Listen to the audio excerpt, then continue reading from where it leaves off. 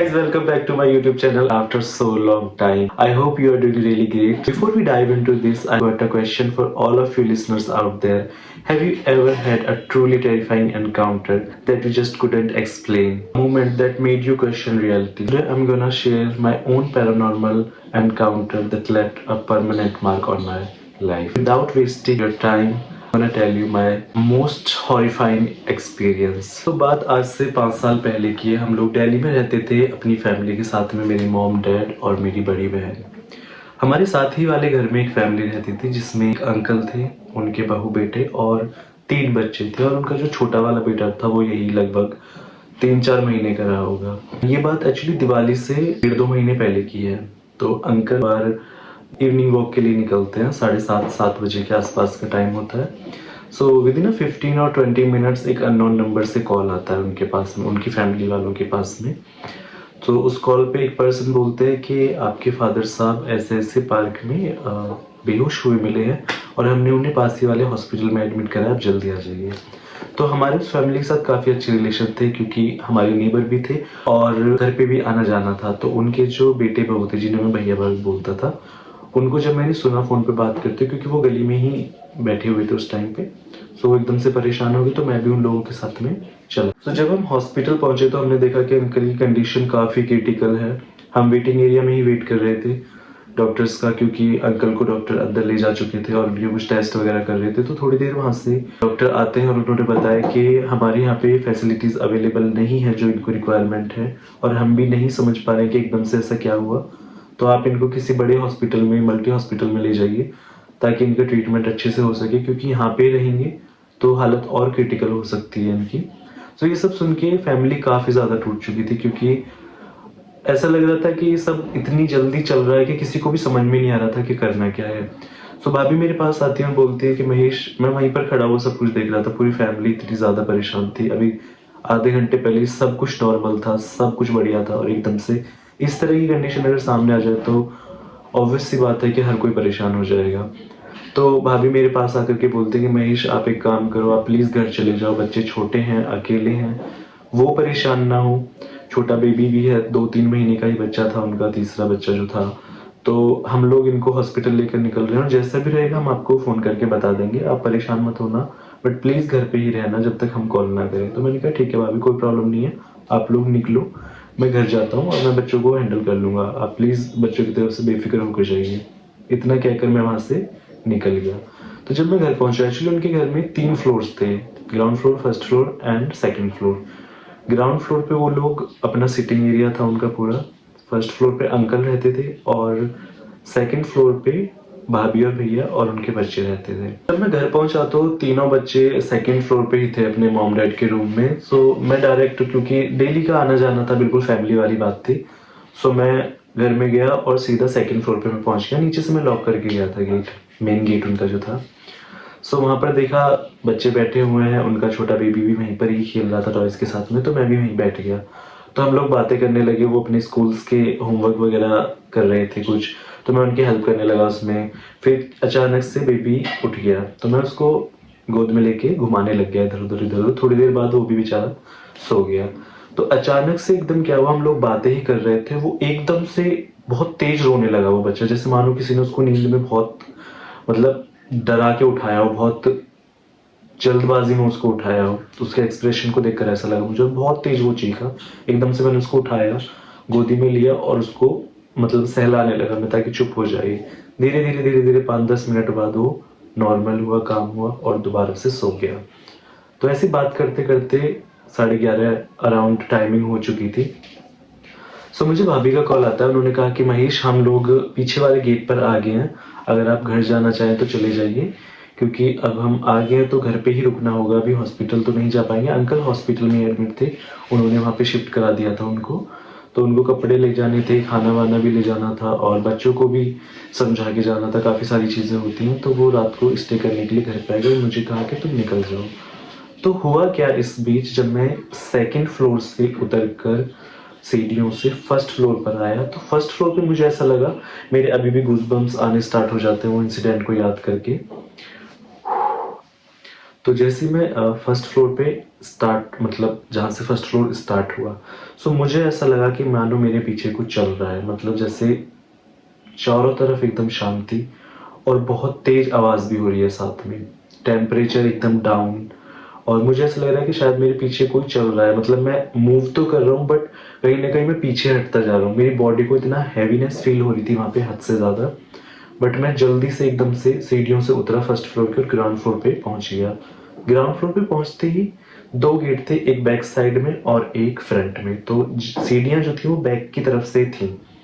सो मैं जैसे ही आगे की तरफ बढ़ा तो ऐसा लगा कि सब कुछ पीछे छूट गया है, मेरे साथ कुछ नहीं है, मैं नॉर्मल हूँ। मैं फटाक से अपने घर से निकल गया, मतलब घर से निकल गया उनके और अपने घर पहुँच गया। रात को मैं घर पे लेट पहुँचा, साइड में ही घर था और मैंने गेट खोला, मैं अपने रूम में जाके लेट गया। बट कहीं न कहीं मेरे माइंड में वो चीज़ चलती रही कि मुझे अचानक से ऐसा फ़ील हुआ क्यों? क्योंकि लास्ट डिसीज़न पे भी नहीं पहुँच पा रहा था कि हुआ क्या है, ये क्या था, क्या नहीं था, मतलब कन्फ्यूज़ था मैं। बट मुझे कुछ तो फ़ील हुआ था, इस बात की श्योरिटी थी मुझे। सो नेक्स्ट डे आफ्टरनून में भाभी घर पे ही आई हुई थी क्योंकि वो मॉर्निंग में अर्ली मॉर्निंग निकल गए थे अंकल के लिए। बट आफ्टरनून में वो आ गए थे तो मैं और मम्मी गए थे पूछने के लिए कि क्या हुआ है, क्या नहीं हुआ, सब ठीक है, डॉक्टर्स ने क्या बोला। सो हम लोग बैठे हुए थे वहीं पे, उनके सेकंड फ्लोर पे ही हम लोग गए हुए थे क्योंकि भाभी मोस्टली सेकंड फ्लोर पे ही रहते थे। तो हम बात-वात करते रहे मम्मी और मैं। थोड़ी देर बाद मम्मी वहाँ से घर पे आ गई क्योंकि उनको कुछ काम करना था। भाभी से जस्ट ऐसे ही पूछा, आप बुरा ना माने तो मैं एक चीज़ पूछूँ आपसे? शी सेड हाँ, हाँ, बिल्कुल पूछो क्या हुआ है? तो मैंने उनको बताया कि आपके फर्स्ट फ्लोर पे कुछ हुआ था क्या? मतलब तो एकदम से उनकी आँखें लाइक खुल गई और वो एकदम सीरियस हो गए। वो थोड़ा-सा लेटे हुए थे, एकदम से बैठ गए। वो कहते, "क्यों, क्या हुआ महेश ऐसा? तुमने क्यों पूछा मुझसे?" मैंने कहा, "नहीं भाभी, बस मेरे को कुछ फ़ील हुआ रात। सो कुछ हुआ था, कुछ गलत हुआ था या क्या था, क्या नहीं मुझे नहीं पता। बट मुझे कुछ फ़ील हुआ।" तो उन्होंने मुझसे काफ़ी फ़ोर्स किया, पूछा मुझसे कि, "क्या हुआ था? तो मुझे बताओ।" तो मैंने उनको बताया कि मैं जब सीढ़ियों से नीचे उतरा तो मुझे ऐसा लगा कि शायद कोई है जो मुझे होल्ड करने की कोशिश कर रहा है, मुझे पीछे खींच रहा है और एकदम से टेम्परेचर जैसे डाउन हो गया हो। आई नो दिवाली के आसपास थोड़ा टेम्परेचर रहता ही है कम, बट वो अलग ही फीलिंग होती है, वो आप एक्सप्रेस भी नहीं कर सकते किसी के सामने। सो उन्होंने मेरी बात सुनी तो फिर पूछा कि मुझे बिल्कुल डिटेल में बताओ हुआ क्या है आपके साथ में। तो मैंने उनको बताया कि मैं सेकंड फ्लोर से ऐसे उतरा, फिर मैं फर्स्ट फ्लोर पे गया तो वहाँ पे मुझे लगा कि शायद इस जगह से कोई मेरे पीछे चलना स्टार्ट हुआ है और मुझे पीछे की तरफ खींच रहा है वो। और मुझे ऐसा लग रहा था कि मेरी नेक के आसपास थोड़ी हवा चल रही है या कुछ तो है, मतलब जो मुझे डिस्टर्ब कर रहा था, बट मैंने कुछ देखा नहीं और मैं फटाफट उतर के चला गया। लेकिन जब मैं ग्राउंड फ्लोर पे पहुंचा और मैंने सीढ़ियाँ खत्म करी और पीछे वाला जो गेट था उससे थोड़ा आगे बढ़ा तो सब कुछ नॉर्मल था, जैसे कुछ हुआ ही ना हो। सो उन्होंने बोला कि आप प्लीज़ किसी को मत ये चीज़ बताना, बट फर्स्ट फ्लोर पे मेरी सासू माँ एक्सपायर हुई थी और उनकी कंडीशन काफ़ी, मतलब बड़ी मुश्किल से उन्होंने दम तोड़ा था, काफ़ी परेशान थी वो अपनी हेल्थ को लेकर के, शायद उनको कैंसर था उस वजह से, तो काफ़ी ज़्यादा वो परेशान थी और बड़ा मुश्किल से उनका दम निकला था। सो मैंने कहा ओके, तो तब भी मुझे लगा शायद कि मेरा ही वो होगा क्योंकि अच्छा नहीं लगता किसी को भी इस चीज़ के लिए जज करना या फिर पॉइंट करना कि आपके घर में ये है या वो है। सो उन्होंने कहा कि आप प्लीज़ किसी को मत बताना इस चीज़ को, बट मैं ज़रूर इस चीज़ के बारे में पता करूँगी। तो एक दरगाह है काफ़ी बड़ी, नाम नहीं लूँगा, आप लोग जानते ही होंगे। सो वहाँ पे भैया और भाभी आते-जाते रहते थे, मतलब नॉर्मली साल में 1-2 बार चक्कर लगाते थे वो। दिवाली के आस-पास भी जाते थे बट इस बार नहीं जा पाए। तो उन्होंने वहाँ पे कॉल किया, वहाँ पे कोई थे जो उनको उनके लिए वर्शिप वगैरह या दुआ वगैरह कुछ भी करते थे, तो वो काफ़ी मानते थे उनको। तो उन्होंने कॉल किया उनको, तो उन्होंने फ़ोन उठाते के साथ ही जो पहला वर्ड था, वो ये था कि घर में सब ठीक तो नहीं है ना? मतलब मैं खुद सोच मुझे ऐसा लगा सुनने के बाद में शायद वो ये बोल रहे हैं कि घर में सब ठीक तो है ना, बट वर्डिंग कुछ अलग था उनके। तो भाभी ने पूछा क्यों? आपने ऐसा क्यों पूछा? कहते नहीं, आप मुझे बताओ, मैं बाद में बताऊँगा। तो भाभी ने बताया कि ऐसे-ऐसे मेरे ससुर के साथ में ये इंसिडेंट हुआ है और वो काफ़ी क्रिटिकल कंडीशन है उनकी, हॉस्पिटलाइज़ हैं वो। फेस्टिवल भी आ रहे हैं, घर में बच्चे छोटे हैं और मैं पूरी तरह से परेशान हूँ। मुझे समझ नहीं आ रहा मैं करूँ क्या? तो उन्होंने बताया कि देखो आप अपने ससुर की तरफ से बिल्कुल होप छोड़ दो, वो घर नहीं आने वाले, मतलब वो ज़िंदा घर पे नहीं आने वाले हैं। दूसरी चीज़, आप अपने बच्चों का ख़्याल रखो घर में, क्योंकि अभी उनके ऊपर भी कुछ प्रॉब्लम आए या वो भी किस चीज़ को फेस करें, तो वो आपकी रिस्पॉन्सिबिलिटी बनती है कि आप उनको टेक केयर करो। तो भाभी ने पूछा कि आप प्लीज़ मुझे खुलकर बताइए कि चल क्या रहा है। तो उन्होंने बताया कि आपकी सासू माँ है घर में और वो आपके ससुर को ठीक नहीं होने देंगी। कहते आपको भी पता है कि उनका जो दम निकला था या जब उन्होंने अपनी प्राण त्यागे थे, तो उस टाइम पे वो इतनी ज़्यादा परेशान थे और इतनी ज़्यादा हेल्पलेस थी कि शायद ही कोई हो, क्योंकि डिसीज़ भी ऐसी थी जो ठीक नहीं हो सकती थी। और अभी इस टाइम पे वही रीज़न है इस घर के अंदर जो इन सब चीज़ों को आप लोगों को फेस करना पड़ रहा है, ये चीज़ें घर में हो रही हैं। तो जब उन्होंने बताया तो आई वाज़ लाइक, मतलब मैंने एक्सपीरियंस किया, क्या मैंने ऑब्जर्व किया, वो मैंने ही क्यों किया, मतलब मुझे इतना ज़्यादा अंदर से डर लगने लगा उस चीज़ को सुन करके। तो उन्होंने बताया कि ये सब चीज़ें होने लग रही हैं और आपकी सासू माँ ही हैं घर में, और ये चीज़ कंटिन्यू चलेंगी जब तक आपके ससुर नहीं चले जाते इस दुनिया से, और आप कुछ भी कर लीजिए आपके ससुर ठीक नहीं होने वाले हैं। सो ये सब सुन के मतलब मैं अंदर से इतना ज़्यादा लाइक एक ही जगह में जैसे जम गया हूँ। मेरी हिम्मत भी नहीं हो रही कि मैं उठ के नीचे जाऊँ, क्योंकि उस टाइम पे फर्स्ट टाइम जब हुआ तो आई वाज लाइक ठीक है कुछ ना कुछ था, बट लेट इट भी, जाने दो।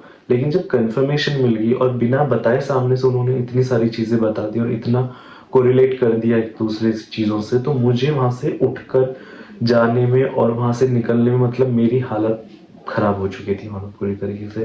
उन्होंने फ़ोन कट किया, फिर उन्होंने मुझे बताया कि उनकी सासू माँ के साथ क्या हुआ था, क्या घर की कंडीशन रही, कि क्या-क्या सर्कमस्टांसेस थे उनके साथ में, किस-किस चीज़ को लेकर के वो परेशान रहती थी। बहुत सारी चीज़ें भाभी ने मुझे बताई। मेरा सिर्फ़ एक ही क्वेश्चन था उनसे कि क्या आप मुझे प्लीज़ मेन गेट तक छोड़ दोगे? मतलब मेरे अंदर इतनी हिम्मत भी नहीं बची थी।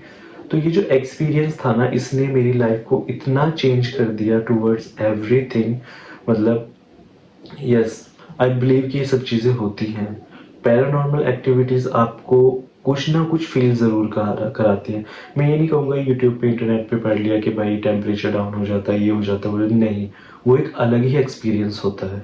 मतलब आप उसको इतना डीपली फ़ील करते हो, बट प्रॉपर्ली एक्सप्लेन नहीं कर सकते उस चीज़ को। तो वो जो इंसिडेंट था वो हमेशा मुझे याद रहेगा मेरी लाइफ़ में, और उस चीज़ के बाद में मेरी लाइफ़ में काफ़ी चेंजेस भी आए हैं। लाइक चीज़ों को देखना, फ़ील करना चीज़ों को, कि कभी-कभी ऐसा होता है कि आप किसी नई जगह जाते हैं, वहाँ पे जो वाइब्स आपको मिलती हैं, पॉज़िटिव और नेगेटिव वाइब्स, वो कई बार आप अनदेखा कर देते हैं, बट उनको अनदेखा नहीं करना है आपको।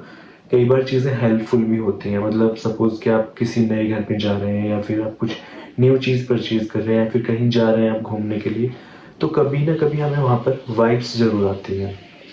टुवर्ड्स पर्सन भी हो सकती हैं, ऐसा नहीं है जगह या फिर चीज़ों के रिगार्डिंग ही हो, नहीं। पॉजिटिव और नेगेटिव वाइब्स ज़रूर आती हैं, तो उन चीज़ों को थोड़ा-सा टाइम देकर एक बार समझने की कोशिश ज़रूर करो, आपको काफ़ी चीज़ों में हेल्प भी मिल सकती है। ये जो चीज़ मेरे साथ हुई थी, ये मैंने कभी सोचा भी नहीं था कि वो इस तरीके से होगी, मतलब इतना ज़्यादा आज भी वो मैं चीज़ याद करता हूँ, तो मेरे गूज़बम्प्स आने स्टार्ट हो जाते हैं, क्योंकि था वो, कुछ डिफरेंट ही था वो, राइट। सो मैं इसी तरह की स्टोरीज आपके साथ में शेयर करने वाला हूँ आने वाले एपिसोड्स में। सो आपकी कोई भी स्टोरी है, कोई भी एक्सपीरियंस है, प्लीज़ मुझे कमेंट सेक्शन में ज़रूर बताना। एक्चुअली आपकी चीज़ों को शेयर करूँगा, अब मुझे खुशी मिलेगी आपकी स्टोरीज को सुनकर। सो बने रहिए मेरे साथ में और देखते रहिए आने वाली episode with these stories. Thank you so much, and please subscribe and like and share my YouTube channel. Goodbye.